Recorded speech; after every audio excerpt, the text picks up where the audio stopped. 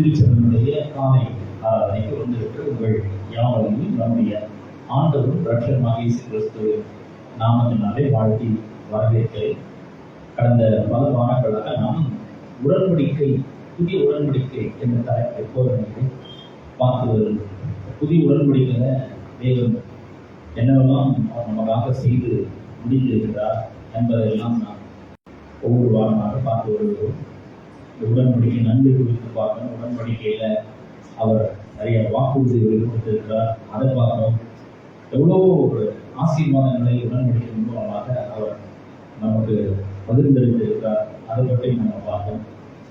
உண்மையாகவே இந்த உடன்படிக்கை, புதிய உடன்படிக்கையில நாம் நுழைவது ரொம்ப முக்கியமான ஒன்றாய் இருக்கிறது. அதை நம்ம கற்றுக்கொள்ள வேண்டும். இன்றைக்கு ஒரு புதிய அருமையான ஏற்கனவே கடவுளோட வார்த்தைகள் அருமையான சத்தியத்தை புதிய உடன்படிக்கை குறித்து நாம் இன்னும் கொஞ்சம் அறிந்து கொள்ள போகிறோம். ஒரு வேத பகுதியை நான் வாசிக்கிறேன். கலாத்தியர்கள் சொல்லுவோம் 2ஆம் அதிகாரம் 20ஆம் வசனத்தை முதல்ல தமிழ்ல வாசிக்கிறேன், அப்புறம் இந்தியிலும் வாசிக்கிறேன். கலாத்தியம் 2:20. கிறிஸ்துவுடனே கூட சிலுவையில் அறையப்பட்டேன், ஆயினும் பிழைத்திருக்கிறேன். இனி நான் அல்ல, கிறிஸ்துவே எனக்கும் பிழைத்திருக்கிறார்.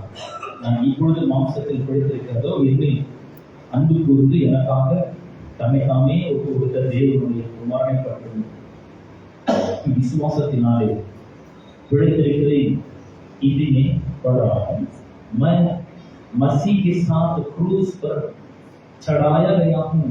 अब मैं जीवित ना रहा, पर मसीह मुझ में जीवित है, और मैं शरीर में अब जो जीवित हूँ तो केवल उस विश्वास से जीवित हूँ जो परमेश्वर के पुत्र पर है, जिसने मुझसे प्रेम किया और मेरे लिए अपने आप को दे दिया. இந்த உடன்படிக்கையினுடைய இன்னொரு முக்கியமான ஒரு அம்சம் என்ன என்று நாம் பார்க்கும்போது, தேவனும் நாமும் ஒன்றாக கலந்து விட்டோம். தேவனும் நாமும் ஒன்றாக கலந்து விட்டோம். உடன்படிக்கை மக்களாக நாம் மாறும்பொழுது கர்த்தராகிய இயேசு கிறிஸ்துவை நம்முடைய வாழ்க்கையின் ஆண்டவராக இரட்சகராக ஏற்றுக்கொள்ளும் பொழுது நாமும் தேவனும் ஒன்றரை கலந்து விடுவோம். அதை இன்னைக்கு நம்ம பார்க்கக்கூடிய ஒரு சத்தியமா இருக்கு. 259 பக்கத்தில் புதிய கலாத்தியர் 2 வாசிச்சேன். இந்த உடன்படிக்கை 2 பேர் செய்து கொள்கிறார்கள், பல வாக்குறுதிகளை கொடுத்துக் கொள்கிறார்கள். என்னுடையெல்லாம் உங்களுடன் என்று சொல்லுகிறார்கள். இந்த உடன்படிக்கை அப்படி செய்யும் பொழுது இவர்களுடையதெல்லாம் அவர்களுடையதாயிட்டு, அவங்களுடையதெல்லாம் இவங்களுடையதாயிடுது. அதுக்கப்புறம் பார்த்தீங்கன்னா உடன்படிக்கை அன்பு, எதிரிகளாக இருக்கிற 2 பேரும் உடன்படிக்கை பண்ணிக்கணும். அந்த உடன்படிக்கை நிமித்தம் அன்பு பாராட்ட ஆரம்பிக்கிறார்கள். உடன்படிக்கை செய்து கொண்ட பிற்பாடு அவர்கள் சிநேகிதராகி விடுகிறார்கள். அவ்வளவு ஜென்ம விரோதிகள் கூட சிநேகிதர் ஆகி விடுகிறார்கள். When we make covenant with some enemies become friends now. That is the power and the love of the covenant. After we make covenant with our enemy, or our enemy made covenant with us, we cannot do any harm to him. We cannot do any evil things to them. Because now we are covenant friends, we become covenant friends, so that I cannot do anything against my former enemy. That the enemy becomes friend now because I have made covenant with my enemy, or my enemy made covenant with me. ஒரு எதிரி, எனக்கு ஒரு எதிரி பரம விரோதியா, ஜென்ம விரோதி, பரம்பரையா பகையா இருக்கிறது. இவங்க 2 பேரும் உடன்படிக்கை பண்ணி கொண்ட பிற்பாடு அவன் எதிரியாக இருக்க உடன்படிக்கை கூட வந்துட்டுன்னா அவனுக்கு எந்த தீமையும் நான் செய்ய முடியாது. அதே புஸ்தகத்துல நம்ம இதெல்லாம் கூட பார்க்கிறோம். எதிரிகள் கூட உடன்படிக்கை செய்து கொண்டு சிநேகிதராகி விடுகிறார்கள். அப்போ இந்த உடன்படிக்கையின் அன்பை பத்தி பார்த்தோம். எங்கேயோ கடந்த நம்மள ஆண்டவர் தன்னுடைய தெய்வீக அன்பினாலே அரவணைத்து நம்மளை கொண்டு வந்து அவரோட கூட உட்கார வைக்கிறார். When we were sinners, God has sent His one and only begotten Son, Jesus Christ, to die on the cross and shed His blood abroad. His blood is very precious blood. He shed His blood abroad to wash us and to cleanse us and sanctify us, set apart us for Himself. And He gave His eternal life for us. John 3:16 says that. எவ்வளவு ஒரு அற்புதமான ஒரு அன்பு என்பதை நாம் கொஞ்சம் யோசிச்சு பார்க்கலாம். यूहन्ना सुसमाचार 3:16, क्योंकि परमेश्वर ने जगत से ऐसा प्रेम रखा कि उसने अपना एकलौता पुत्र दे दिया, ताकि जो कोई उस पर विश्वास करे वह नष्ट ना हो परंतु अनंत जीवन पाए. In Romans chapter 5, in Romans chapter 5, we in verse 8, from verse 8 onwards, परंतु परमेश्वर हम पर अपने प्रेम की बड़ाई इस रीति से प्रकट करता है कि जब हम पापी ही थे तभी मसीह हमारे लिए मरा. Not when we were so holy, not when we became His children. जब हम पापी ही थे तभी मसीह हमारे लिए मरा. Not only that, 10वां वचन इस प्रकार कहते हैं, क्योंकि वैरी होने की दशा में उसके पुत्र की मृत्यु के द्वारा हमारा मेल परमेश्वर के साथ हुआ, तो फिर मेल हो जाने पर उसके जीवन के कारण हम उद्धार क्यों ना पाएंगे. நாம் அவருடைய சத்துருக்களா இருந்தபோதே கிறிஸ்து நமக்காக மரித்திருப்பார், ஜீவனை கொடுத்திருப்பார்னா, இப்ப நம்ம அவருடைய பிள்ளைகளா இருக்கிறோமே அதோட அதிகமா செய்யாது இருப்பார் அவரு அப்படிங்கிற எவ்வளவு அற்புதமா. Romans chapter 5 verse 6 says, क्योंकि जब हम निर्बल ही थे तो मसीह ठीक समय पर भक्तिहीनों के लिए मरा. நாம் எப்படி இருந்தோம்? பக்திஹீனோம், அக்கிரமக்காரராக இருக்கும் பொழுது பலனற்றமாய் நிர்பலோகித்தே, பலனற்றமாய் இருந்தோம், அக்கிரமக்காரராக இருந்தோம். जब हम पापी ही थे तभी मसीह हमारे लिए मरा. நாம் பாவிகளா இருக்கும்போது கிறிஸ்து நமக்காக மரித்ததனால தேவன் நம்மில் வைத்த தம்முடைய அன்பை विलंब பண்ணினார். परंतु परमेश्वर हम पर अपने प्रेम की बड़ाई इस रीति से प्रकट करता है कि जब हम पापी ही थे तभी मसीह हमारे लिए मरा. நாம் பாவிகளா இருக்கும்போது நம்மள அன்பு செலுத்தி அவருடைய ஜீவனை கொடுத்து அவரோடு கூட நம்மள கொண்டு வந்து உட்கார வைத்தார்.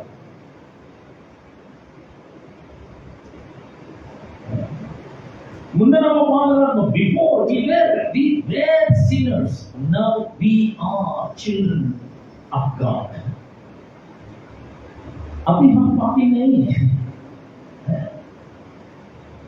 अभी हम पुत्र हैं, परमेश्वर का पुत्र है. Hallelujah. So covenantal love is different from human love. மனித அன்புக்கும் உடன்படிக்கையின் அன்புக்கும் ரொம்ப பெரிய வித்தியாசம் இருக்குங்க. மனித அன்பு எப்படி? எனக்கு கவர்ந்து இருக்கக்கூடிய ஏதாவது ஒன்று இருக்கணும், அது அழகா இருக்கணும், எனக்கு பிடிச்சிருக்கணும், அப்போ நான் நேசிப்பா, அப்போ நான் அன்பு செலுத்துவேன். அப்படின்னா அசிங்கமா இருந்தா அவலட்சணமா இருந்தா நான் அன்பு கூறவே முடியாது. அப்படிப்பட்ட ஒரு ஆளையோ அப்படிப்பட்ட ஒரு பொருளையும் நான் அன்பு கூறவே முடியாது. ட்ரெஸ் எடுத்துட்டு போறோம் கடைக்கு, நமக்கு எது பிடிக்கிறதோ அந்த ட்ரெஸ் தான் நம்ம எடுக்கணும். இந்த ட்ரெஸ் எனக்கு ரொம்ப பிடிச்சிருக்கு, இந்த கலர் எனக்கு ரொம்ப பிடிச்சிருக்கு, I love that colour, I love that dress, I love that design of that dress. நம்ம என்ன பண்றோம்? பணத்தை கொடுத்து pay money and get the dress and we come and happily wear that dress. Is it?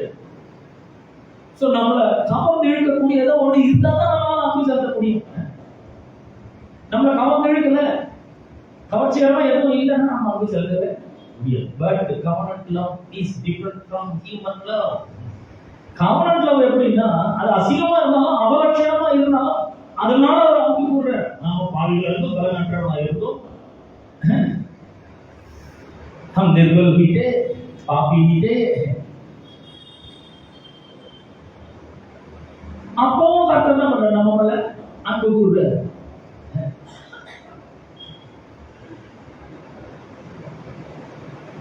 परंतु परमेश्वर हम पर अपने प्रेम की बड़ाई इस रीति से प्रकट करता है कि जब हम पापी ही थे तभी मसीह हमारे लिए मरा. What a great love! Just think about that love. His love never fails. அப்படிப்பட்ட ஒரு பேரன்பை அவர் நம்ம மீது காண்பிக்கிறார். ஏன்? காரணம் என்ன? Because of the covenant. உடன்படிக்கை காரணமாக அவர் நம்ம மீது அன்பு செலுத்துகிறார். இப்ப நம்ம கலாத்தியர் 2ஆம் அதிகாரத்துல 20ஆம் வசனத்தை நான் வாசிச்சேன். கலாத்தியர் 2:20. இப்ப நான் வாசிச்சேன். அந்த வசனத்துல இந்த உடன்படிக்கை இன்னொரு ஆசீர்வாதம் என்னவென்றால், நானும் தேவன் ஒன்றாக்கப்பட்டிருக்கிறோம். नाम देवन कोंट्रा पड़ो, मैं मसीह के साथ क्रूस पर चढ़ाया गया हूँ. अब मैं जीवित ना रहा पर मसीह मुझ में जीवित है. हिंदी में एक सॉन्ग है, अब मैं जीवित नहीं वो मुझ में जीवित है. That song was written based upon this verse.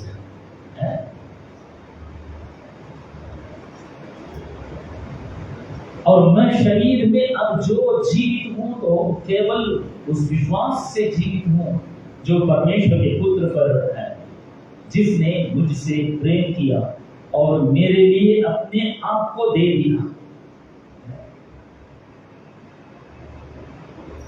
So now தேவன் ஒன்றாக்கப்பட்டிருக்கிறோம். Because of the covenant, myself and God become one. I and God become one. You and God become one. Become one person. That is what the blessing of the new covenant. In the world between a husband and wife, there are some expectations from wife and there are some expectations from her husband, isn't it? Wife expects something from her husband.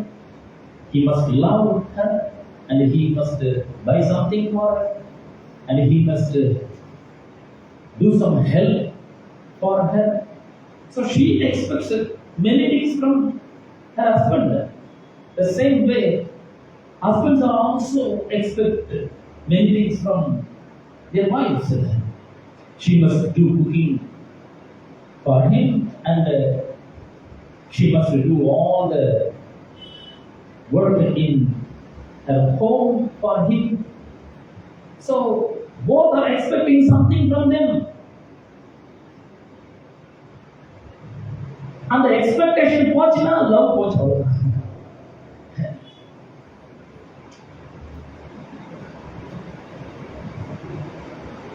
அப்ப அந்த மாதிரி தான் அன்புக்கு ஒரு முடியும். அழகா இருக்கணும், மனைவி ஒரு வேலை முடிச்சுட்டு வரும்பொழுது நல்லா குளிச்சு ட்ரெஸ் பண்ணிட்டு அவரெல்லாம் போட்டு வாசனை தேவையெல்லாம் போட்டு பூவெல்லாம் வச்சுங்க அவரை வரவேற்கணும், வரும்போது காப்பி பண்ணி கொடுக்கணும். இதெல்லாம் போச்சுன்னா அன்பு போயிடாது. இதை மனுஷிகள். ஆனா உடன்படிக்கை நட்பு இதெல்லாம் எதையுமே எதிர்பார்க்கறதே கிடையாது. அவர் அன்பு கூறுறாரு நம்ம மேல, அவர் அன்பாகவே இருக்கிறார். அதனால நாம் அழகா இருந்தாலும் சரி, அவலட்சணமா இருந்தாலும் சரி, அசிங்கமா இருந்தாலும் சரி, மூக்கு சப்பையா இருந்தாலும் சரி, கருப்பா இருந்தாலும் சரி, வெள்ளையா இருந்தாலும் சரி, அவர் நம்மிடத்தில் அன்பு கூறுகிறார். ஆகவேதான் ரோமர் 5ஆம் அதிகாரத்துல நான் அந்த வசனத்தை வாசித்தேன். அன்பில் நாம் பலனற்றவராய் இருந்தபோது குறித்த காலத்தில் கிறிஸ்து அக்கிரமக்காரருக்காக மரித்தார். निर्बल ही थे, हम पापी ही थे. मसीह क्रूस पर हमारे लिए मरा. He loved us. He showed His great love for us by giving his one and only begotten Son Jesus Christ to die on that cross, to send him in this world.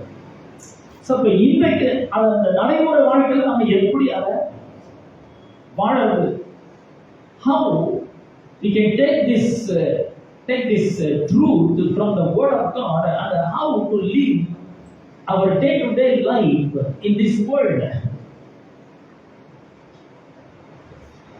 Before we were sinners, now we are covenant partners with God. Now हम अकेले थे, but now परमेश्वर हमारे साथ है, नाम देवों ஒன்றாக்கப்பட்டிருக்கிறோம். Before we were sinners, now we are covenant partners with God. Before we are alone, we were alone. Now God and us become one spirit. So how could we take this truth from the word of God and how to practice it in our day-to-day life? So we have to remember all these things. நாமும் பிதாவும் தேவனும் ஒன்றாக இருக்கிறோம். இந்த புதிய உடன்படிக்கை ஆசீர்வாதத்தை நம்முடைய வாழ்க்கையில் எப்படி எடுத்து பயன்படுத்த பார்க்கும்போது அது முக்கியமாக கவனிக்க வேண்டியது என்னன்னா, ஃபீலிங்ஸை எதிர்பார்க்க கூடாது. அவ்வளோதான். ஃபீலிங்ஸை எதிர்பார்க்க கூடாது. எப்படி செய்யறது, எப்படி வாழ்றது? இப்போ நாம சிந்தித்து தீர்மானித்து என்னோட உணர்ச்சிகளின் அடிப்படையில் அல்ல, ஏற்கனவே சொல்லி இருக்கிறார். என்னுடைய உடன்படிக்கையின் நண்பர், என் உடன்படிக்கையின் சகோதரர், அவர் சொல்லி இருக்கிறதுனால இப்ப நான் அந்த மாதிரி வாழ போறேன். நான் எரிந்து கொண்டு சித்தம் கொண்டு நான் அந்த மாதிரி வாழ போறேன். மத்திய சுவிசேஷத்துல 14ஆம் அதிகாரத்துல நாம ஒரு சில வசனங்களை வாசிக்க போறோம். மத்திய சுவிசேஷத்துல 4ஆம் அதிகாரத்துல 28ஆம் வசனத்திலிருந்து நான் வாசிக்க போறேன். மத்திய சுவிசேஷம் 14ஆம் அதிகாரம் 28 வாசி. அவரை நோக்கி, ஆண்டவரே, நீரை என நான் ஜலத்தின் மேல் நடந்து விடத்தில் வர கட்டளையிடும்.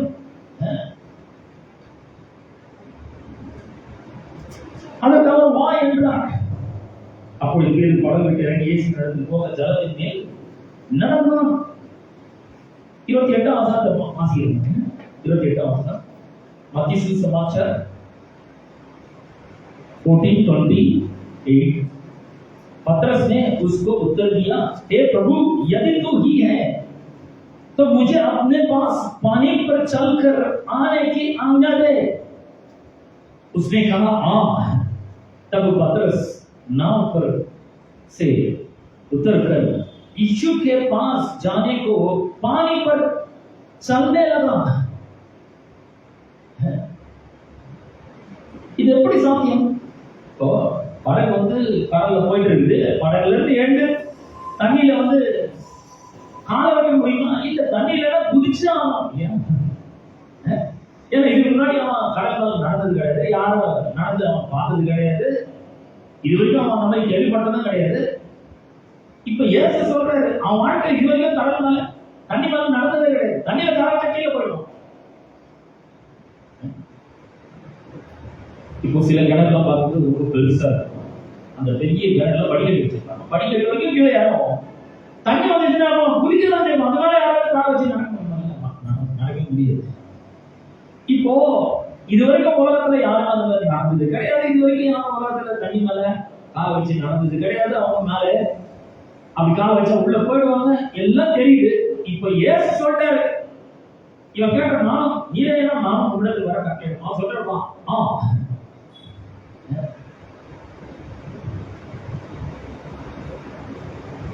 यीशु उसने कहा, तब पतरस नाव पर से उतरकर यीशु के पास जाने को पानी पर चलने लगा। How is it possible? He was a jumped in to that sea because that is full of water. அப்போ எப்படி எழுதுறானா, காலை எடுத்து தரையில வைக்கிற மாதிரி அவன் வச்சு நடந்து இயேசு நடக்கல. அவன் போகிறான். நான் சொன்ன உணர்ச்சிகளை வந்து பார்க்க கூடாதுன்னு. இப்ப பாருங்க, மத்திய சுவிசேஷம் 14ஆம் அதிகாரத்துல 30ஆம் வசனத்தை வாசிங்க. verse 30 14 காற்று பலமா இருக்கிறதை கண்டு பயந்து, இப்ப உணர்ச்சி உள்ள மகிழ்ச்சி.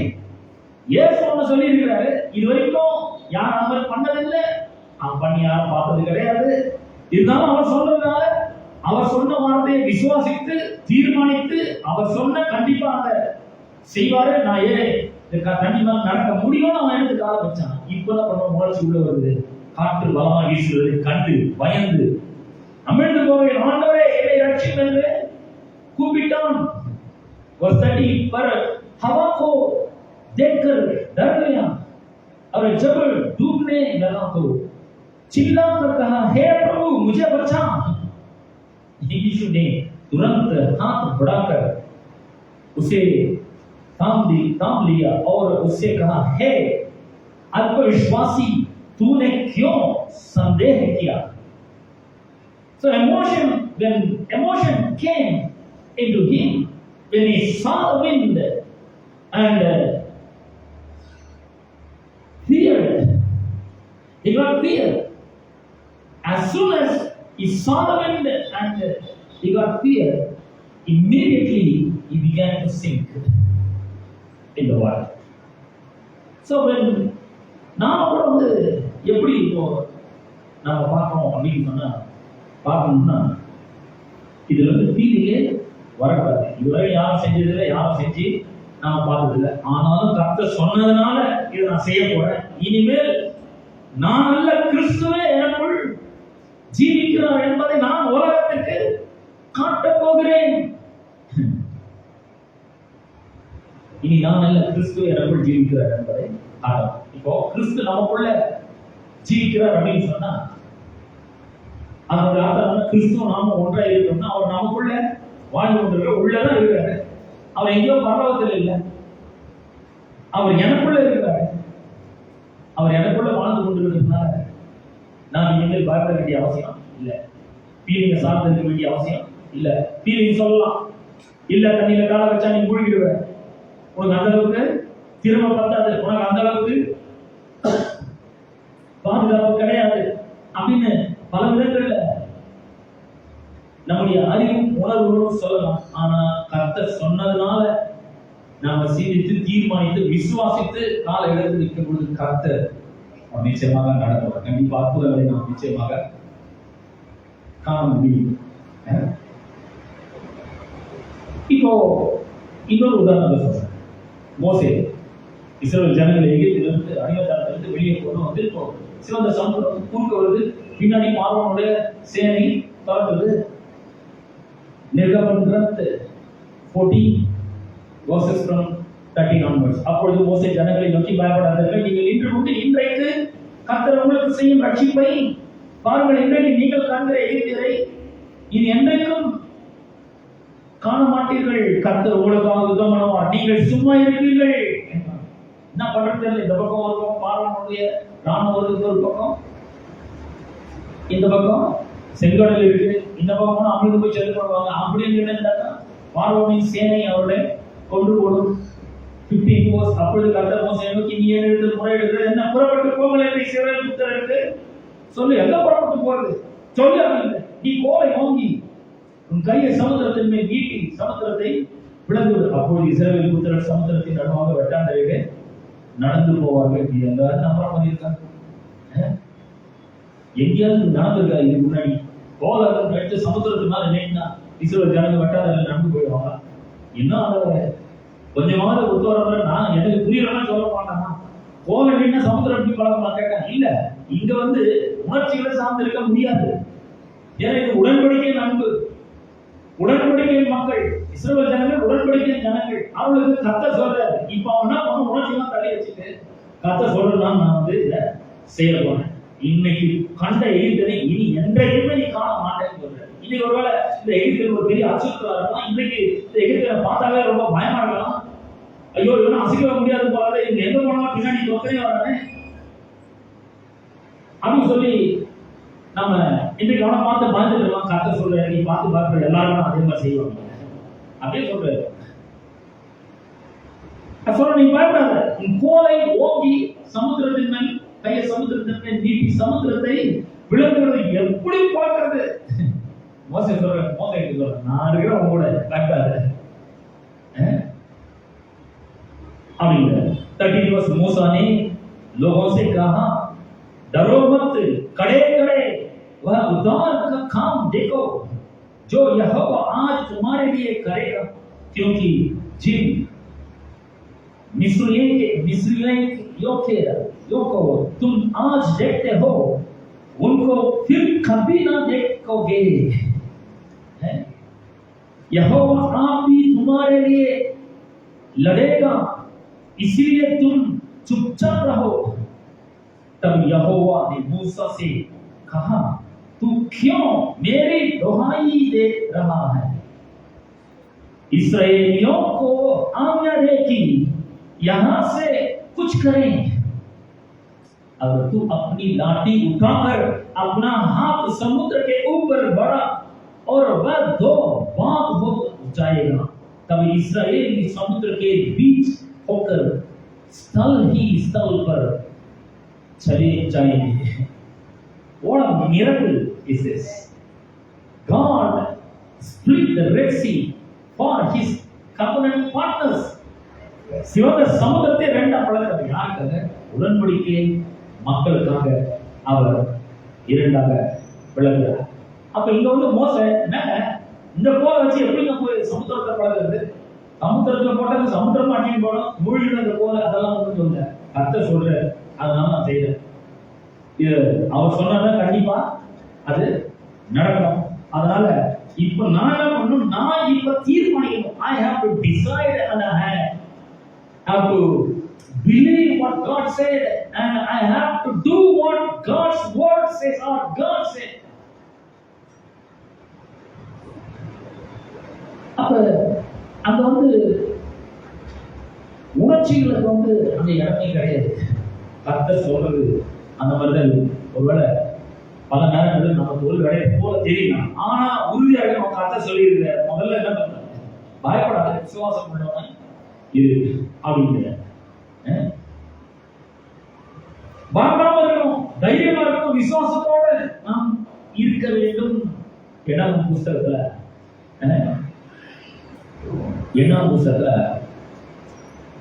13ஆம் அதிகாரத்துல நம்ம வாசிக்கும் பொழுது 13:28 நம்ம வாசிக்கும் பொழுது என்னாகும் 13:28 வாசிக்கும் பொழுது, ஆனாலும் அந்த தேசத்தில் குடியிருக்கிற ஜனங்களுக்கு பலவான்கள் 12 பேர் மோசே வந்து வேவு பார்க்கும்படி அனுப்புவார். வேவு பார்க்கும்படி அனுப்பிட்டு இவங்க வந்து செய்தி கொண்டு வரணும். அந்த தேசம் பாவம் போற ஒரு தேசம் தானா அப்படின்னு பார்த்துக்கலாம் அப்படின்னு போய் 12 பேர் அனுப்பிச்சா 10 பேர் ரிட்டர்ன் வந்து சொல்றாங்க அந்த தேசம் பாவம் ஓடுற தேசம் தான், மெய்யாக அந்த பாவம் தேசம் போடுறதுதான். ஆனாலும் அந்த தேசத்தில் குடியிருக்கிற ஜனங்கள் பலவான்கள், பட்டணங்கள் அழகி போனவன் மிகவும் பெரியவர்களுமாய் இருக்கிறது. அங்கே ஏனாக்கின் குமாரரையும் கண்டோ அப்படிங்கிறார். इंडियन 26 और फारान जंगल के कादेश नामक स्थान ने मूसा और हारून और इस्राएलियों की सारी मंडली के पास पहुंचे और उनको और सारी मंडली को संदेश दिया और उस देश के फल उनके दिखाए। 27 उन्होंने मूसा से यह कहकर वर्णन किया, जिस देश में तूने हमको भेजा था उसमें हम गए, उसमें सचमुच दूध और मधु की धाराएं बहती हैं और उसकी उपज में से यही है, परंतु उस देश के निवासी बलवान हैं और उसके नगर गढ़वाले हैं और बहुत बड़े हैं।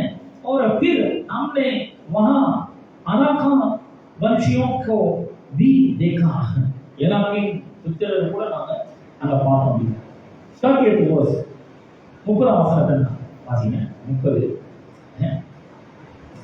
पर कालेब ने मूसा के सामने प्रजा के लोगों को चुप कराने के विचार से कहा, हम अभी चढ़ के उस देश को अपना कर ले, क्योंकि निसंदेह हम में ऐसा करने की शक्ति है. நாம் அதை எளிதாய் சுதந்திரித்துக் கொள்வோம். நாம் உடனே போய் அதை சுதந்திரித்து கொள்வோம் அப்படிங்கிறது. உடனே போவோம், ஈஸியா ஜெயிக்கலாம் அப்படிங்கிறது. இப்போ 14th verse, 14th chapter, 1st verse. அப்பொழுது சபையார் எல்லாரும் கூப்பிட்டு புலம்பினார்கள். ஏன் புலம்பினார்கள்? ஏன்னா 33ஆம் வசனம் 13:33ல சொல்றது, கடைசியில நாங்கள் சுற்றி பார்த்து அந்த தேசத்தை குறித்து துர்ச்செய்தி பரம்ப செய்தார்கள்.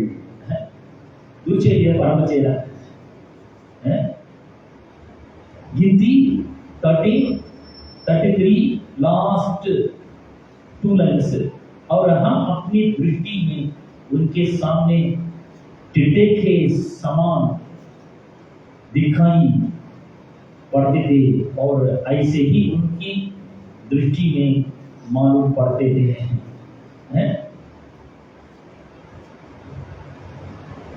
ஒரு மோசமான ஒரு காரியம். எங்க பார்வையில நாங்க வெற்றி கிடைக்கிற போல, அவங்க பார்வையில நாங்க வெற்றி கிடைக்கிற போல இருந்தோம் என்று சொல்லுவதை பார்க்கிறோம்.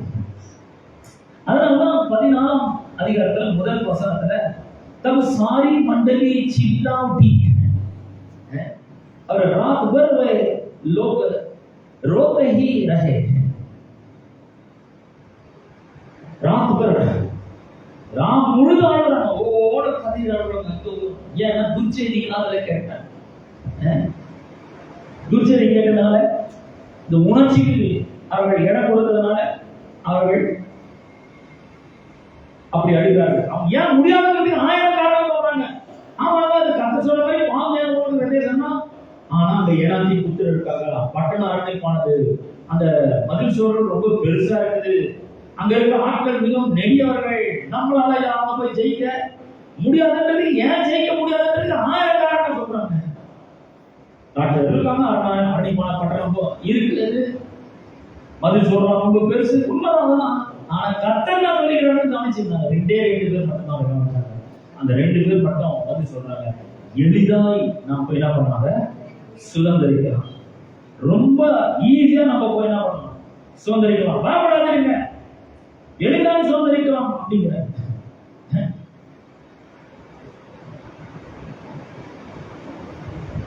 ரெண்டு பேர் மட்டும் தான் சொல்றோம். இது முடியும், கண்டிப்பா முடியும். எனக்கு உலகத்தின் அடிப்படையில் நாம் வாழ வேண்டிய அவசியம் இல்லை. தேவனும் நாமும் ஒன்றாக இருக்கிறோம். அவர் நமக்குள்ள இருக்கிறாரு. இனிமேல் நாம் இந்த உலகத்தின் அடிப்படையில் வாழ வேண்டிய அவசியம் இல்லை. 23ஆம் சங்கீதத்துல நாம வாசிக்கிறோம். 23ஆம் சங்கீதம் 4ஆம் வசனத்துல தாவீது சொல்றாரு, நான் மரண இருளில் பள்ளத்தாக்கில் நடந்தாலும் சொல்லாமட்டு பயப்படேன். चाहे मैं घोर अंधकार से भरी हुई तराई में होकर चलो तो भी हानि से ना डरूंगा, क्योंकि तू मेरे साथ रहता है. What a confidence David had, because God was with him even though he go through the path of death, valley of death. He said, I will not afraid of anything. I will not afraid of any evil, because you are with me. What a great confidence in God. தாவீது பாருங்க, டெத்துங்கிறது ஒரு பயமுறுத்தும் நிஜம். எல்லாரும் பயப்படுறது வந்து என்னத்துக்கு, மரணத்துக்கு தான். எல்லாரும் உலகத்துல இருக்கிற மொத்த பேரும் இந்த மரணத்துக்கு பயப்படுறாங்க. இந்த மரணம் தான் ஒரு மனுஷனுக்கு ஏற்படக்கூடிய worst situation. ஆனா இந்த worst situationல கூட நான் பயப்பட மாட்டேன்னு தாவீது சொல்றான். ஏன்னா தேவரே என்னோட கூட இருக்குது. தாவீதுக்கு தேவன் அவரோட கூட இருந்தாரு. இன்னைக்கு நமக்கு உள்ள வந்து வாசம் பண்ணி கொண்டு இருக்கிறார். நாம எவ்வளவு கான்ஃபிடென்ட்டா இருக்கணும், நாம எவ்வளவு தைரியமா இருக்கணும் கொஞ்சம் எண்ணி பார்க்க வேண்டும். அப்ப இப்போது நாம எப்படி வாழணும்? கல்வாரி சிலுவையிலே ரத்தத்தை சிந்தி அவர் என்னை மீட்டெடுத்திருக்கிறார், தம்முடைய பிள்ளையாக இருக்கிறார், உடன்படிக்கை நண்பனாக மாற்றியிருக்கிறார். இந்த புதிய உடன்படிக்கையின் அடிப்படையில் நாம் வாழ வேண்டும். அவர் தலை நாம் சரீரம் பிரிக்க முடியாத அளவுக்கு நாங்கள் இணைக்கப்பட்டிருக்கிறோம் அப்படின்னு சொல்லி ஒவ்வொரு நாளும் கிறிஸ்துவை தரித்துக் கொள்ள வேண்டும் என்று வேதம் போதிக்கிறதை நாம் தரித்துக் கொள்வோம்.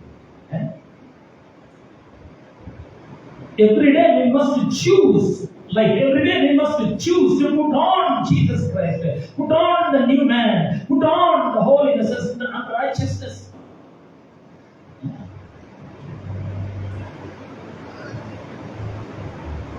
Ephesians chapter 4. Ephesians chapter 4. Verse 22 onwards. Ephesians chapter 4 verse 22. அந்தப்படி முந்தின நடக்கைக்குரிய மோசம் போட்டு இச்சைகளினாலே கெட்டு போகிற பழைய மனுஷனை களைந்து போட்டு உங்கள் உள்ளத்திலே புதிதான ஆவியுள்ளவர்களாகி மெய்யான நீதியிலும் பரிசுத்தத்திலும் தேவனுடைய சாயலாக சிருஷ்டிக்கப்பட்ட புதிய மனுஷனை தரித்துக் கொள்ளுங்கள். Put on the new man. இப்ப நான் இந்தியில வாசிக்கிறேன் பாருங்க. எபிசியோ 4:22 कि तुम पिछले चाल-चलन के पुराने मनुष्यत्व को जो बरमाने वाली अभिलाषाओं के अनुसार भ्रष्ट होता जाता है उतार डालो. எப்படி நம்ம ஒரு ஷர்ட் வந்து ரொம்ப அழுகாயிடுச்சு, வேலையாயிடுச்சு, நாத்தாயிடுது, உடனே என்ன பண்றோம்? காட்டி போடுறோம் ஷர்ட்டை. आगे सुमा और अपने मन के आत्मिक स्वभाव में नए बनते जाओ और नए मनुष्यत्व को पहन लो जो परमेश्वर के अनुरूप सत्य की धार्मिकता और पवित्रता में सृजा गया है. Every day we are changing our clothes, isn't it? Today we put on the new clothes, and when evening comes, this dress will smell. That smell will come from our dress. So what we will do? We put on our old clothes and put on. The next morning, put on our new clothes. Every day we must choose what to put on. The Bible teaches us like that. இங்க சொல்றாரு, களைந்து போட்டு அந்தபடி முந்தின நடக்கைக்குரிய மோசம் போட்டு இச்சைகளால கெட்டு போகிற பழைய மனுஷனை களைந்து போட்டு உங்கள் உள்ளத்திலே புதிதான ஆவியுள்ளவர்களாகி மெய்யான நீதியும் பரிசுத்தத்திலும் தேவனுடைய சாயலாக சிருஷ்டிக்கப்பட்ட புதிய மனுஷன் என்ன பண்ண வேண்டும்? தரித்துக் கொள்ள வேண்டும். சோ தரித்துக் கொள்ளணும்னா we must choose. இன்னைக்கு நான் இந்த சர்ச்சுக்கு வரணும், நான் என்ன பண்றேன்? பீரோ போய் ஓபன் பண்றேன். ஓபன் பண்ண உடனே நிறைய ட்ரெஸ் இருக்கு, எதை போடணும் நான் சூஸ் பண்றேன். சில நேரங்களில் என் மாதிரி இந்த கலர் போடுங்க, இந்த ஷர்ட் போடுங்க. என் சின்ன பொண்ணு சொல்லுவேன், இந்த ஷர்ட் போடணும்ப்பா, உங்களுக்கு நல்லா இருக்கும் அப்படிலாம் சொல்லுவாங்க. இருந்தா கூட அவங்க சொன்னா கூட அது எனக்கு பிடிச்சாதான் நான் போடுவேன், இல்லைன்னா எனக்கு என்ன பிடிக்கும் அதுதான் நான் போடுவேன். இல்லையா?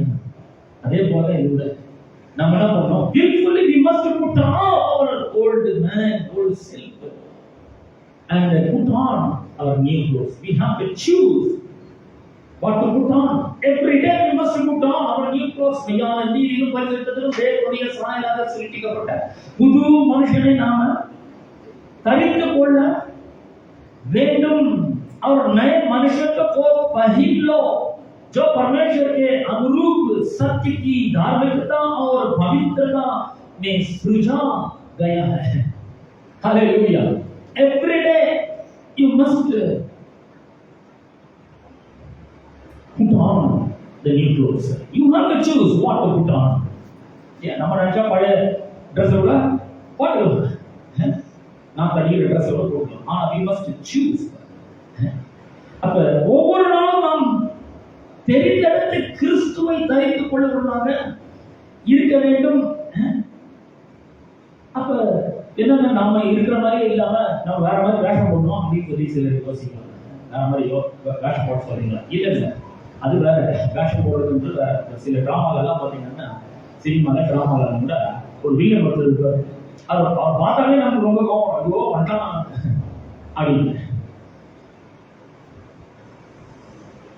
என்ன பண்ண போறாலும் தெரியல, பார்க்கறதுக்கு கொடூரமா இருக்கிறாங்க. ஆனா நிஜத்துல பார்த்தீங்கன்னா அவங்க ரொம்ப நல்லவர்களாக இருப்பார்கள். அப்ப இது வேஷம் போடுறது இல்லை. ரோமர்கள் 12ஆம் அதிகாரம் 2ஆம் வசனம் சொல்லுகிறது, நீங்கள் இந்த பிரபஞ்சத்திற்கு ஒத்த வேஷம் தெரியாமல் தேவனுடைய நன்மையும் பிரியமும் பரிபூர்ணமான சித்தம் என்னதென்பதை பகுத்தறியத்தக்கதாக உங்கள் மனம் புதிதாகிறதுனாலே மறுரூபம் ஆகுங்கள். रोमियो 12:2 इस संसार के सदृश न बनो, परंतु तुम्हारे मन के नए हो जाने से तुम्हारा चाल चलन भी बदलता जाए, जिससे तुम परमेश्वर की भली और भावती और सिद्ध इच्छा अनुभव से मालूम करते रहो. அவருடைய நன்மை பிரியம் பரிபூர்ணமான சித்தம் என்ன என்பதை பகுத்தறியத்தக்கதாக உங்கள் மனம் புதிதாகிறதுனால மறுரூபமாகுங்கள். இதுல வேற ஒரு மொழியாக சொல்றது, இந்த உலகம் தன்னுடைய மோட்ல உங்களை ஸ்குவீஸ் பண்ண அளவு பண்ணாதீங்க, உலகத்தை வரைய சிந்திக்காதீங்க அப்படின்னு இன்னொரு மொழி அப்படின்னு சொல்றது. நம்ம வித்தியாசமான, நாம உடன்படிக்கை மக்கள், அதனால நாம் உலகத்தை மாதிரி சிந்திக்க முடியாது அப்படின்றது நாம யோசித்து பார்க்க வேண்டும். நமக்கு எந்த ட்ரெஸ் கரெக்டா இருக்கோ அந்த ட்ரெஸ் தான் போட்டு நம்ம இன்னைக்கு பாருங்க, நான் என்னோட சைஸ் கரெக்டா நான் அந்த ட்ரெஸ் எடுத்து போட்டு வந்துருக்கேன். இதோட பெருசா போட்டாலும் நல்லா இருக்காது, இதோட ரொம்ப டைட்டா போட்டாலும் ரொம்ப நல்லா இருக்காது. எனக்கு கரெக்டா இருக்கணும், சரியான உடையை உறுதி கொள்ள வேண்டும் சொல்றது. தரித்துக் கொள்ளுங்கள். கொலோசியர் 3ஆம் அதிகாரம், கொலோசியர் 3ஆம் அதிகாரம் 8ஆம் வசனம் 3:8. கொலோசியர் 3:8 வாசிக்கிறோம். இப்பொழுது கோபமும் மூர்க்கமும் பொறாமையும் உங்கள் வாயில் பிறக்காத தூஷணமும் வம்பு வார்த்தைகளுமான இவைகளை விட்டு விடுங்கள். குலுசியும் 3:8 சொல்றாரு, पर अब तुम भी इन सबको अर्थात क्रोध, रोष, भयभाव, निंदा और मुंह से गालियां बकना, ये सब बातें छोड़ दो. यू हैव टू छोड़ दो. हेलो, இதெல்லாம் நீங்க என்ன பண்ணணும்? விட்டு விடுங்கள் அப்படின்னு சொல்லிருக்கு கொலோசியர் 3ஆம் அதிகாரத்துல. அப்புறம் 12-14 வரை வாசிக்கிறோம். 12 வாசிக்கிறோம். கொலோசியர் 3:12. ஆகையால் நீங்கள் தேவனால் தெரிந்து கொள்ளப்பட்ட பரிசுத்தம், பிரியமான உருக்கமான இரக்கத்தையும் தயவு மனத்தாழ்மையும் சாந்தத்தையும் நீடிய பொறுமை தரித்துக் கொண்டு. Again the Bible says बहन 3:12, इसीलिए परमेश्वर के चुने हुओं के समान जो पवित्र और प्रिय हैं, बड़ी करुणा और भलाई और दीनता और निम्रता, ह्यूमिलिटी और सहनशीलता धारण करो. எவ்வளவு ஒரு அற்புதமா சொல்லப்படுது. நாம தைரியம் கொள்ள வேண்டும், போட்டுக் கொள்ள வேண்டும். 42 इन सब के ऊपर प्रेम को जो सिद्धता का कटिबंध है बांध लो. இவை எல்லாவற்றுக்கும் மேலாக 14ஆம் வசனம், இவை எல்லாவற்றின் மேலும் பூரண சர்வகுணத்தின் கட்டாகிய அன்பை தரித்துக் கொள்ளுங்கள். சோ 12ஆம் வசனத்துல धारण करो, 14ஆம் வசனத்துல मान लो. என்ன मान लो? इन सब के ऊपर प्रेम को जो सिद्धता का கட்டிபங்க வாங்க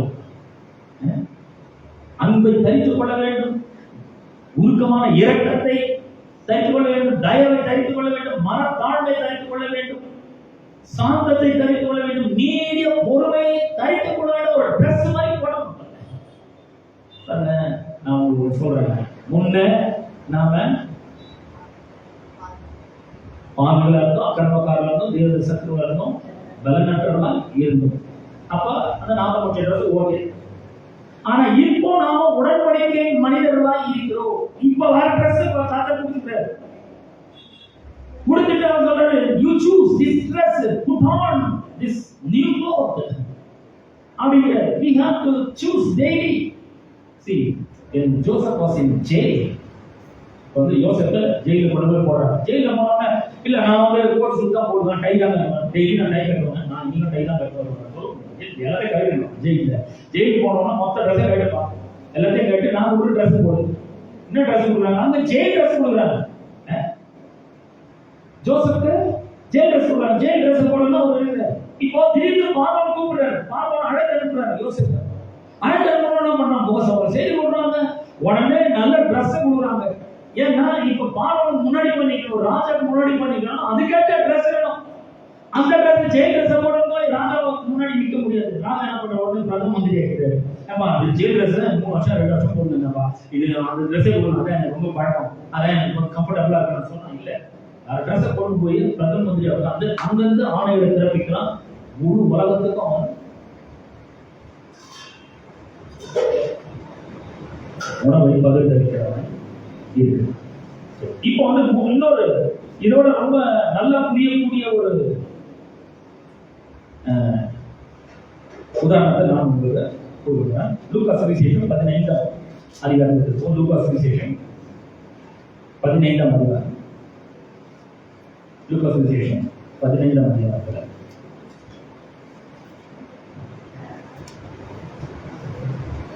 21ஆம் வசனத்தில் இருக்கிறோம். From 21 onwards.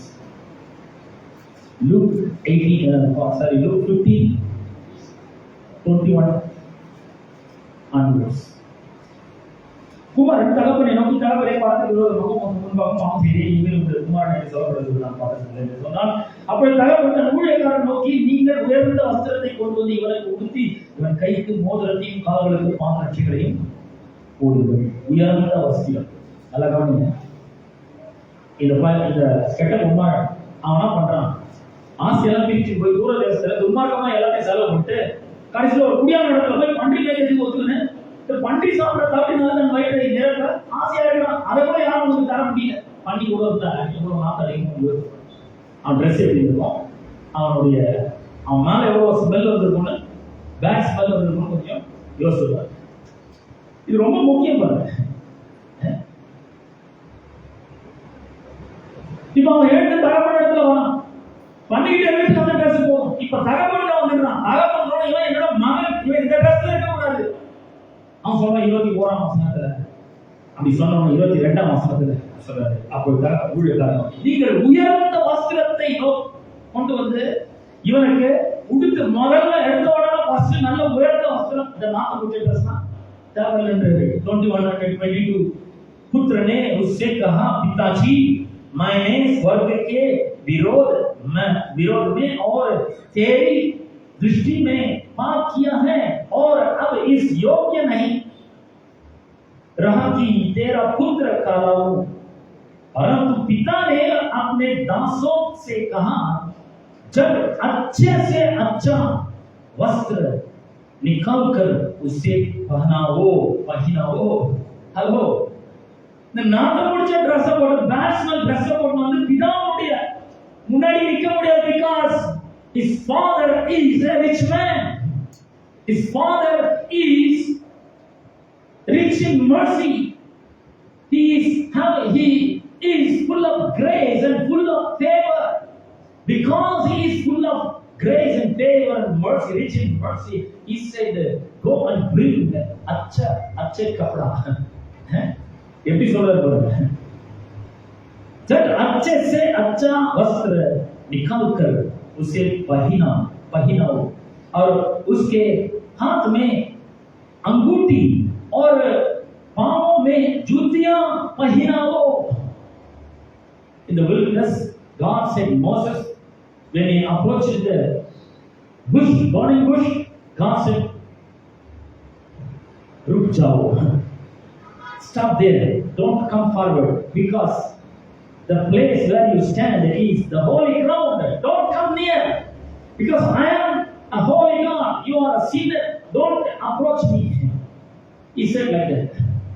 But when the new covenant was established, God said, "He is my beloved son.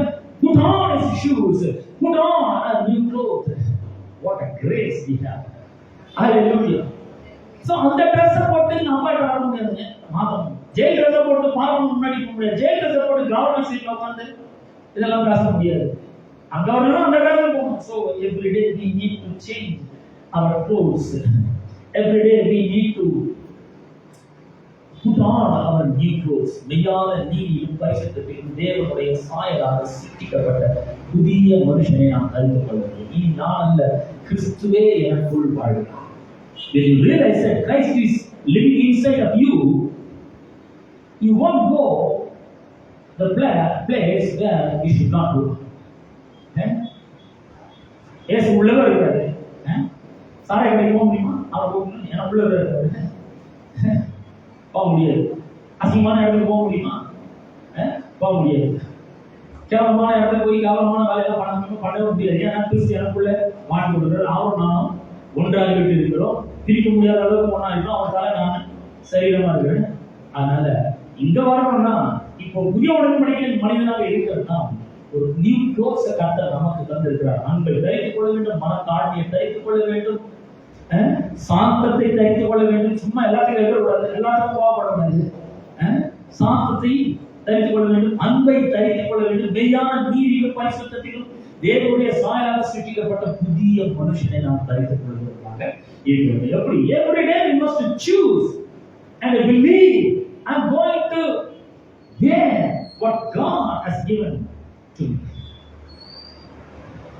நாம் மெய்யான நீதியை தரித்துக் கொள்ளணும், அன்பை தரித்துக் கொள்ளணும். Every day we must choose and we must believe I'm going to be like this because I myself and God become one. நான் தேவன் ஒண்ணா இருக்கிறதுனால நான் இப்படிதான் இருக்க போறேன். அப்படிலாம் இருக்க ஆன முடியாது. நான் இப்படிதான் இருக்க போறேன். ஏன் நான் சூஸ் பண்றேன். அப்ப எவ்ரிடே நம்ம என்ன பண்ணணும்? ஒவ்வொரு நாளும் நாம் தெரிந்து இருக்க வேண்டும். உணர்ச்சிகளும் இடம் கொடுக்கூடாது. அதுக்கெல்லாம் இடம் கொடுக்கூடாது. ரொம்ப தூஷணமான வார்த்தைகள் நம்ம வாயிலிருந்து பிறக்கலாக தூஷணமான வார்த்தைகளை விட்டுருணும். அதெல்லாம் விட்டுட்டு மெய்யான நீதி பரிசுத்தம் தேவனுடைய சாயலை சிருஷ்டிக்கப்பட்ட புதிய மனுஷனை தரித்துக் கொள்ளணும், அன்பை தரித்துக் கொள்ள வேண்டும், மனத்தாழ்மை தரித்துக் கொள்ள வேண்டும், சாந்தத்தை தரித்துக் கொள்ள வேண்டும், இச்சடக்கத்தை தரித்துக் கொள்ள வேண்டும். Every day we must wear all these things. அதுக்கப்புறம் பார்த்தீங்கன்னா அன்பான வார்த்தைகள் தான் வெளியே வரும். எரிச்சலான வார்த்தைகள், கோபமான வார்த்தைகள் இதெல்லாம் வெளியே வராது. ஒரு பஃபே போறோம். பஃபே போனாக்கா எல்லாருடைய விருப்பம் அந்த பேச்சு எப்படி இருக்கும்னா, இவனை கொண்டு வந்தது வேஸ்ட்டுங்க, இவன் வந்து வேஸ்ட், இவனுக்கு வந்து பஃபேக்கு 1000 ரூபாய் கட்டினது வேஸ்ட். ஏன்னா கொடுக்குற பணத்துக்கு ஏற்ற மாதிரி இவன் சாப்பிடவே மாட்டேன். கொஞ்சம் ஊட்டு சாப்பிட அதோட போக மாட்டேன்.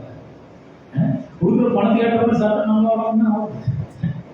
பஃபே இருந்தாங்கன்னா எல்லாம் வச்சுக்கலாம். ஆடு வச்சுக்கலாம், மட்டன் வச்சுக்கலாம், சிக்கன் வச்சிருக்கான், ஃபிஷ் வச்சிருக்கான், ப்ரான் வச்சிருக்கான், அப்புறம் நட்டு வச்சிருக்கான், என்னென்ன எல்லாம் வச்சிருக்காங்க. ஏன்னா சிலருக்கு வந்து மட்டன் பிடிக்கும், சிலருக்கு சிக்கன் பிடிக்கும், சிலருக்கு வெஜிடபிள் பிடிக்கும், சிலருக்கு ஸ்வீட் பிடிக்கும், டெசர்ட் பிடிக்கும் சிலருக்கு. அதனால எல்லாத்தையும் வச்சிருக்கோம். எல்லாத்தையும் நம்ம சாப்பிடணும்னு வச்சிருக்கோம். இல்லை, எல்லாம் வச்சிருக்க எனக்கு எது பிடிக்குமோ அதை போய் நான் சாப்பிடலாம். I must choose what to eat. நான் பைபிள் படிக்கிறதுக்கோ பிரசவம் பண்ணுறது எவ்வளோ வேணும் அவ்வளோ சாப்பிட முடியும். எல்லாம் வச்சிருக்கா மொத்தமாக ஒரே நாள் எல்லாம் ஒரே வேலை எல்லாத்தையும் படிக்கணும். அப்புறம் பைபிள் பிரசங்க படிக்கிற மாதிரி ஒரு பையன் மாதிரி அந்த மாதிரி ஆகிடும். இல்லை, எல்லாம் வச்சிருக்காங்க. எனக்கு எது வேணும் நான் போய் சூஸ் பண்ணுறேன். எனக்கு இது ரொம்ப பிடிக்குது, இதை நான் சாப்பிட்றேன். அப்போ நம்ம பிடிச்சதை போய் வச்சுட்டு வந்து நம்ம சாப்பிடணும். அதே போல தான் பண்ண வாழ்க்கையை விட நமக்கு எது கரெக்டாக இருக்கும், எந்த ட்ரெஸ் கரெக்டாக இருக்கும் ஃபிட்டிங் இருக்கும், எதை நம்ம போடணும்ன்றது everyday we must choose what to eat. போன வாரத்தில் ஒரு அருமையான பிரசங்கரோட பிரசங்க கேட்கணும். அவர் சொன்னார், சாக்லேட் குடிக்கணும், சாப்பிட்டு அந்த கிரேவிங்ஸ் போச்சு இல்லையா, அப்படியே நீக்க வச்சுட்டு போ, அப்படியே எடுத்து போய் ஃப்ரிட்ஜில் வச்சு மறுபடியும் தேவைப்படுமோ நீ சாப்பிடு. இப்போ விட்டா வேற வாய்ப்பே கிடைக்காது, மொத்தத்தையும் முக்கால் அப்படின்றது. குடிக்கோட்டதுக்காக யாராலும் வாங்கி சாப்பிட்டே போடுது, உடம்பு கெட்டு போயிடும். இந்த சரீரம் தேவனுடைய ஆளுநர். அப்ப நமக்கு எது வேணும் நம்ம தான் சூஸ் பண்ணணும். நான் என்ன சாப்பிடணும், என்ன பார்க்கணும், என்ன கேட்கணும், எப்படி பேசணும், எதை அணிந்து கொள்ள வேண்டும், மனத்தாண்மை அணிந்து கொள்ள வேண்டும், அன்பை அணிந்து கொள்ள வேண்டும், கிறிஸ்துவை தரித்து கொள்ள வேண்டும், தேவனுடைய சாயலாக சிருஷ்டிக்கப்பட்ட புது மனுஷனை தரித்து கொள்ள வேண்டும், மெய்யான நீதியின் பட்சத்திலும் தேவனுடைய சாயலாக சிருஷ்டிக்கப்பட்ட புது மனுஷனை தரித்து கொள்ள வேண்டும். இதெல்லாம் கலைந்து போகணும். ஆயிரம் கிழக்கெல்லாம் தூஷணமான வார்த்தைகள்லாம் நம்ம விட்டுடணும், விட்டு விடுறது சொல்லிதான் விட்டுடணும். இதை தரித்து கொள்ள வேண்டும். இது உடன்படிக்கை மிகப்பெரிய ஒரு ஆசீர்வாதமாக இருக்கு. டாக்டர் சொல்றாரு, உயர்ந்த வஸ்திரத்தை கொண்டு வந்து வேறு நான் பார்க்கும்போது நீ தேவையில்லை, நீதியின் வஸ்திரம், துதியின் வஸ்திரம், எவ்வளோ வஸ்திரங்கள் இருக்கு, அதெல்லாம் பற்றி அப்புறமா நம்ம பார்ப்போம். ஆனால் இன்னைக்கு நம்ம என்ன கற்றுக்கணும், தேவன் நாம் ஒன்றாக்கப்பட்டேன். அவர் வேற நான் வேற கிடையாது. கிறிஸ்துவுடனே கூட சிலுவை நேரப்பட்டேன், நீ நான் அல்ல, ஆயிரம் படைத்திருக்கேன், நீ நான் அல்ல, அவரே எனக்குள் படைத்திருக்கேன். இப்பொழுது நான் மாம்சத்தில் படைத்திருக்கேன், என்னிடத்தில் அப்பொழுது எனக்காக தம்மை தாமே கொடுத்தேன். தேவனுடைய குமாரனை பற்றும் விசுவாசத்தினால் படைத்திருக்கேன். ஆமென். கிறிஸ்து உங்களுக்குள்ள இருக்கிறார், வாழ்ந்து கொண்டு இருக்கிறார். அவர் உங்களுக்குள்ளதான் இருக்கிறார். நீங்க அவரை ஒன்னா இருக்கீங்க. அப்ப நீங்க எப்படி நடந்து கொள்ள வேண்டும் என்பதை நாம் யோசித்து பார்த்தேன். அதை கேட்டவர்கள் நடந்து கொள்ள வேண்டும். ஒவ்வொரு நாளும் அன்பை தரித்துக் கொள்ளுங்கள், கிறிஸ்துவை தரித்துக் கொள்ளுங்கள், மன தாழ்மையை தரித்துக் கொள்ளுங்கள், எல்லாம் தரித்துக் கொண்டு உடன்படிக்கை மக்களாக வாழ்க்கை. இது மிகப்பெரிய ஆசீர்வாதம் நிச்சயமாக கொண்டு அமை அமையாத போகாத உங்களுக்கு குடும்பங்களை ஆசீர்வாதம். Let us all stand together for prayer. Let us pray. எங்கள் அன்பின் பிதாவே, குமாரனாகிய இயேசு கிறிஸ்துவின் நாமத்திலே உம்முடைய வருகின்ற அற்புதமான மன மகிழ்ச்சியின் நாள் காமிட்டு கோடான கோடி நன்றிகளை நாங்கள் ஏறெடுக்கிறோம். அதாவது புதிய உடன்படிக்கையின் மக்களாக நாங்கள் இருக்கிறோம். தமிழ் உடன்படிக்கையின் பங்குதாரர்கள், partners of the covenant law. Covenant friendship. We have a covenant friendship with God. Father, we thank you for that. Thank you for the new covenant. Thank you for your one and only begotten Son, Jesus Christ. Thank you for His precious blood which has been shed for us on the cross of Calvary. Thank you for His life laid down on the cross. Thank you for your sacrificial death on the cross. Thank you for your burial. Thank you for your resurrection. Thank you for your ascension, Lord. Thank you, Lord, for you are seated with God at the right hand of God the Father. Thank you for you have reserved a seat beside you for us. Thank you, Lord. Hallelujah. நாங்கள் அணிந்து கொள்ளும்படியாக ஒரு உயர்ந்த வஸ்திரத்தை, புதிய நாளையே ஆண்டவரே, நீதியின் வஸ்திரத்தை நீர் எங்களுக்கு தந்திருக்கிறோம். கிறிஸ்துவை நாங்கள் அணிந்து கொள்ள ஒவ்வொரு நாளும் ஆண்டவரே உயர்ந்த வஸ்திரமாகிய மெய்யான நீதியும் பரிசுத்தத்திலும் தேவனுடைய சாயலாக சிருஷ்டிக்கப்பட்ட புதிய மனுஷனை ஒவ்வொரு நாளும் நாங்கள் தரித்துக் கொள்ள, மனத்தாண்மை தரித்துக் கொள்ள, அன்பை தரித்துக் கொள்ள, சாந்தத்தை தரித்துக் கொள்ள, இச்சடக்கத்தை தரித்துக் கொள்ள, நீதியை தரித்துக் கொள்ள எங்கள் உதவி செய்யும்படியாக நாங்கள் ஜெபிக்கிறோம். அந்த ஒவ்வொருவரும் ஆசீர்வதிக்கிறார், ஒவ்வொருவரும் பலப்படுத்துகிறார். யார் இருக்கிற ஒவ்வொருவரும் இந்த காலத்தில் ஒவ்வொரு அவர்களை குணமாக்கும்படியா ஜெபிக்கிறோம்.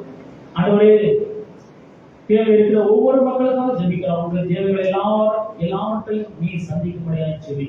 உங்களுடைய ஸ்ட்ரென்த் தருகிறார். Heal them, bless them abundantly, Father. தொடர்ந்து உங்களுடைய கிருபை அவர்கள் அளவிடாமல் பொழிதரும்படியாக நாங்கள் ஜெபிக்கிறோம். எல்லா காலமும் துதி மகிமை மேலும் ஒருவருக்கே நாங்கள் செலுத்துகிறோம். இயேசுவின் நாமத்தில் ஜெபிக்கிறோம் பிதாவே. ஆமென். ஆமென். நம்முடைய கர்த்தராகிய இயேசு கிறிஸ்துவின் கிருபை, பிதாவே தேவனுடைய அன்பு, பரிசுத்த ஆவியானவருடைய அந்யோன்ய ஐக்கியமும் பாதுகாப்பும் வழிநடத்தும் இன்றும் என்றும் சதா காலங்களில் நம் அனைவரோடும் என்றும் இருக்கிறார். प्रभु यीशु मसीह का अनुग्रह और परमेश्वर का प्रेम और पवित्र आत्मा की सौभाग्य तुम सबके साथ होते रहे. And all the saints of God say amen. Amen. God bless you all. There is a small snacks for you. Please have it and wish everybody and thank you.